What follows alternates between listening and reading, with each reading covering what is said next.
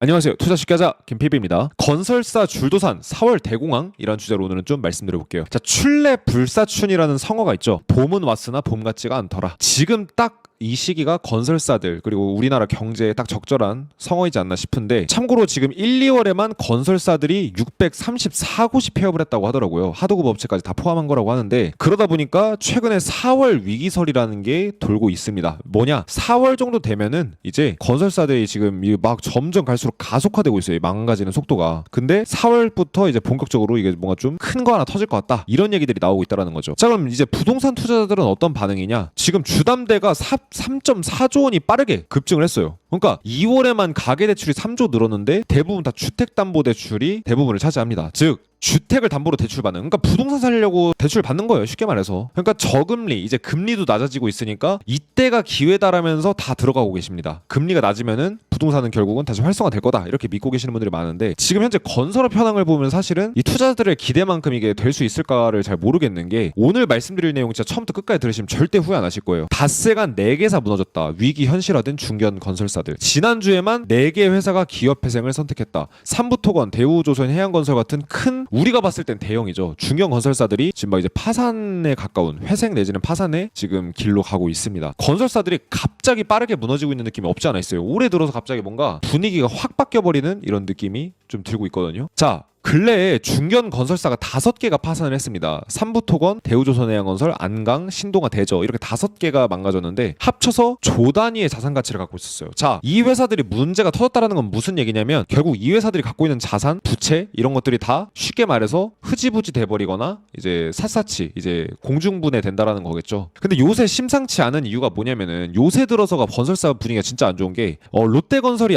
아시겠지만 여러분들 위기설이 있었어요. 작년부터 해가지고 위기설이 많이 나왔었던 게 바로 롯데건설인데, 굉장히 큰 회사죠. 근데 지금 최근에 롯데건설이 본사 4억을 팔려고 내놨습니다. 아마 5천억 정도라고 알고 있는데, 원래 자기들이 갖고 있었던 본사의 4억까지 팔 정도로 지금 유동성 확보가 절실하기 때문에 본사 4억을 매각하려고 내놓은 거겠죠. 그러니까 어떤 얘기예요? 롯데건설이 위기설이 나왔다가 지금 살짝 이제 주춤한 상황인데, 롯데건설이 위기는 아니더라도 본사 4억까지 내놓을 정도로 지금 뭔가 좀 약간 쫄리는 상황이긴 한가 보다, 이렇게 우리가 생각을 해볼 수가 있는 거죠. 합리적인 판단이죠. 그러니까 위기설이 괜히 나온 거는 아니라는 생각이 좀 저는 들고, 그렇다고 한다면 여러분들이 이걸 잘 모르시는 분들이 많은데, 나는 부동산 투자 안 하니까 건설사 위기 상관없어, 건설사 위기가 나랑 뭔 상관이야 생각하시는 분들 계시는데, 이거는 정말 이거는 좀 위험한 생각입니다. 자, 한국의 건설업 같은 경우에는 GDP의 15%를 차지하고 있습니다. 그러니까 우리나라 경제가 이 정도라고 하면은 건설업이 상당 부분을 차지하고 있는데, OECD 국가들이 평균 10% 정도 되는데 우리나라는 15%니까 다른 나라 국가들보다 5% 정도가 더 평균적으로 이제 규모가 더 커요. 그러니까 건설이 우리나라를 차지하는 비중이 어떻다? 굉장히 높다라는 거예요. 그러니까 그리고 건설 경기가 망가지면 경제도 망가진다라는 건 경제의 공식입니다. 그러니까 건설이 지금 망가지고 있고 건설업체가 망하고 있다? 건설 쪽에 먹거리가 없다라는 거기 때문에 경제도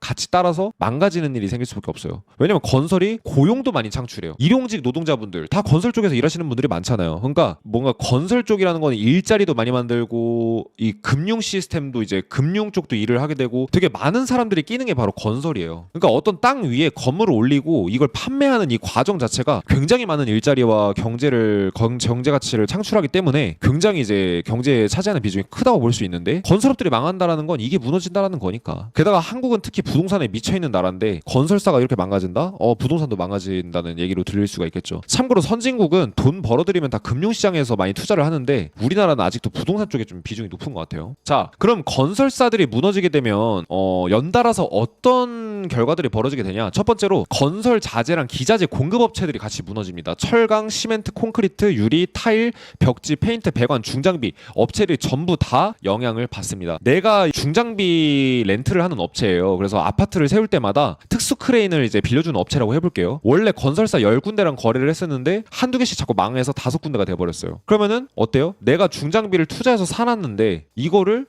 굴리지를 못하니까 어때요? 현금 가치를 창출하는 게 훨씬 떨어지겠죠. 이런 식의 이제 뭔가 건설사들이 무너지면은 거래처들도 같이 무너지게 되는 상황이 벌어지게 돼요. 게다가 하도급 업체들, 1, 2차 건설사들 합청 업체죠. 전기, 통신, 설비, 토목, 진치고정사, 인테리어 이런 데들도 다 같이 힘들어집니다. 세 번째, 금융권들도 힘들어져요. 왜냐? 이런 건설을 하는데 쩐 없이는 못하죠. 그러니까 쩐주의 역할을 하고 있는 금융권들, 은행, 저축은행, 사모펀드, 보험사, 보증보험, 신용보증기관. 참고로 이제 요번에 이제 홈플러스가 무너지면서 이제 그에 따라서 똑같이 똑같이 주목을 받았었던 게 MBK입니다. 왜 그러냐? MBK가 홈플러스에 투자를 했거든요. 두 번째, 국민연금. 국민연금이 이 홈플러스가 망가지는 것 때문에 5천억이 날릴 위기가 있다. 뭐 이런 얘기까지 들리고 있어요. 그러니까 금융권들은 이렇게 어떤 부동산에 관련된 거에 다 투자를 합니다. 그러니까 투자라는 분야가 되게 많죠. 그다음에 시행사랑 개발사 당연히 영향을 받고 우리 투자자들도 영향을 받아요. 건설사들이 계속 무너지게 되면 지어줘야 될 아파트가 안 지어지고 내 돈 떼먹고 뭐 이거 어떻게 돼? 누구한테 보상받아? 보상 아무도 안 해줘. 그러니까 아파트, 오피스텔, 상가, 부동산 투자자 전부 다 투자자들도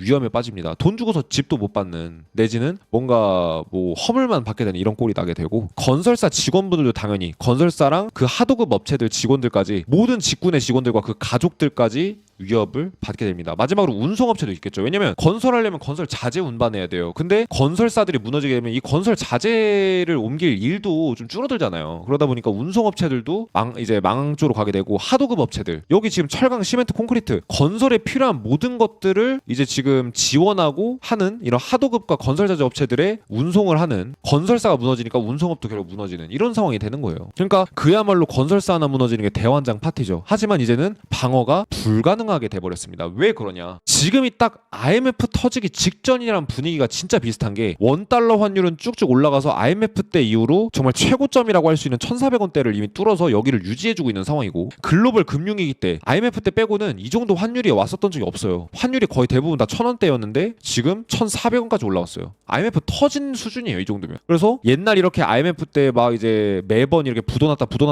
이렇게 뉴스가 나오던 게 지금 이제 막 시작되는 느낌? 홈플러스도 그렇고 건설사들도 그렇고 막 한두 개씩 계속 망한다는 소리가 들리죠. 그래서 IMF 때 보면은 IMF 터지기 전도 이제 그 기업들이 이미 많이 망했었지만 IMF가 터지고 나서 본격적으로 뚜루룩 하면서 대우그룹이 조각이 나버리게 됩니다. 이게 제일 사실 충격적이었던 사건이죠. 그러니까 최근에 홈플러스도 워크아웃 신청을 했지 않습니까? 그러니까 이게 뭔가 좀 이게 불안한 이슈지 않나 싶어요. 조 단위의 기업들이 이렇게 무너진다라는 게 좋은 일은 아닙니다. 그러니까 건설사 부도가 이런 것들이 왜 우리한테 중요한가? 방금 말씀드렸지만 이것들보다도 사실은 더 중요한 것들이 많죠. 자, 대형 건설사들이 무너지면 진짜 재앙입니다. 지금까지는 중견 건설사들이었는데 대형 건설사 하나 무너지면은 그냥 수십조 날아가는 거예요. 그럼 현재 대형 건설사들의 건전성 현황을 보게 되면 어떨까요, 여러분들? 가히 충격적이다라고 저는 생각이 듭니다. 왜 그러냐면 그 이제 건설사들의 어떤 자산 규모나 이런 것들을 순위로 봤을 때 삼성물산부터 호반건설까지 이렇게 1, 2, 10 이렇게 쭉 나와 있는데 이 1위부터 10위까지의 부채 비율을 보게 되면 회사 규모를 통한 이제 부채 비율을 보게 되면은 삼성물산은 그나마 괜찮은데 GS건설이나 뭐 SK에코플랜트, 롯데건설 같은 경우에는 부채 비율이 200%를 넘어섰어요. 그러니까 이제 부채 비율이 200%가 넘어가면 주의가 필요하다라고 하는데 이 부채 비율은 쉽게 말해서 내가 갖고 있는 돈에 비해서 빚이 얼마나 많냐 이 회사가 그걸 얘기하는 거거든요. 근데 대부분 부채 비율이 계속 늘어나고 있어요. 건설사들이. 그리고 이미 200%가 넘어간 데도 있는데 200%? 뭐 괜찮을 수도 있어요. 근데 만일 계속해서 이런 문제들이 터지면 이 부채 비율 더 높아질 수도 있겠죠. 그리고 금융권들이